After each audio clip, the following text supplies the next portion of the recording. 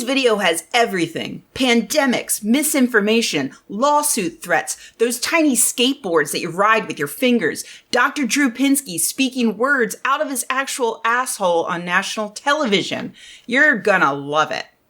As I've covered extensively in previous videos, there's this weird push to politicize COVID-19, which, FYI, is a virus that doesn't actually care whether you're a Democrat or a Republican or even a filthy commie scum. All it cares about is making its way to your lungs where it can reproduce in the hopes that you will hawk up a loogie, which COVID-19 will ride like it's the number 51 express bus directly into someone else's mouth. And yet, for some reason, it has become part of the conservatives' identity to downplay the danger of this virus, even as it became clear to anyone with a brain that this was going to be an honest-to-God pandemic. I'm still not sure why they chose that path, but I assume after years of pretending that scientists are wrong about things like climate change, they just have a knee-jerk reaction to anyone with real expertise warning them that they're going to die. Enter Dr. Drew Pinsky, who has had a really interesting career trajectory in the past few decades. Back in high school, I used to lie in bed listening to Loveline with him and Adam Carolla, during which time I assumed his degree was in psychology, relationships, something, since that was the crux of the call-in advice show. But no. He actually was an internist and specialized in addiction, which I learned when he eventually moved on to the show Celebrity Rehab. So it wasn't surprising that in the years that followed, he would often speak about things that he knew nothing about. And in recent years, he's actually become a frequent guest on Fox News, where he weighs in on topics like homelessness. Because he's an addiction doctor, and sometimes people with addictions are homeless, I guess. Sure, whatever. Let's also go to him to learn about the college admissions scandal, toxic masculinity, and the genetic heritage of mass shooters. What the actual fuck? The genetic heritage of mass shooters seems to just be white as fuck, but apparently, and I quote, Dr. Drew believes the vast majority of mass shootings have mental health issues and feels we need to look into the genetics of the shooters because 60% of our behavior is related to our genetics? What? That's not how genetics works, Dr. Drew, and you should know that because you were an addiction specialist, and that has a lot of the same letters as geneticist.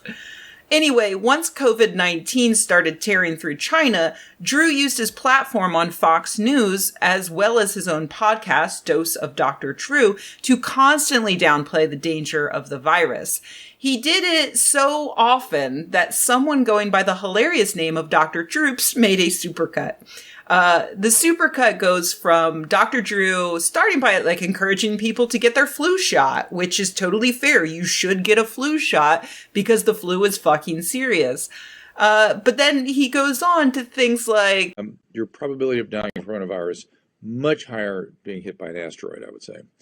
Apparently getting killed by an asteroid, which I think is analogous to being hit by an asteroid, is apparently 1 in 1.6 million. There are currently about 2 million known cases of COVID-19, and there's about 8 billion people in the world. So that would mean your chances of getting it are about 1 in 4,000 compared to 1 in 1.6 million for the asteroid thing. So, yeah, apparently, according to Dr. Drew, it's total BS that hospitals are running out of ventilators. And don't miss the clip of him agreeing with a caller that since it's called COVID-19, there must have been 18 others before it. The same way we know that there were 75 even shittier basketball teams in Philadelphia before they got their current team. Drew actually responded to Dr. Droop's video by actually apologizing and saying that he was wrong. And it's really an indictment of our current society that I was impressed. A public figure actually admitted he was wrong in the face of damning incontrovertible recorded proof of what he said and the contradictory reality. Wow, he admitted it instead of just throwing a smoke bomb at America's feet and running away. What a national treasure he is.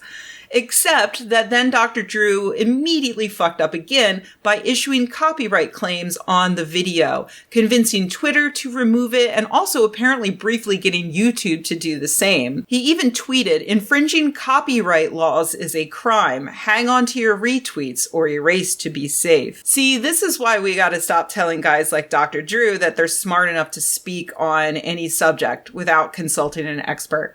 I happen to be an expert on this particular topic since I was a copywriter for a decade, meaning I wrote copy for advertising purposes. And as a copywriter, I can tell you that he actually meant copyright, RIGHT, which is the restriction placed upon the rights to reproduce a particular creative work, which Dr. Drew does not actually own in many of the clips in that supercut.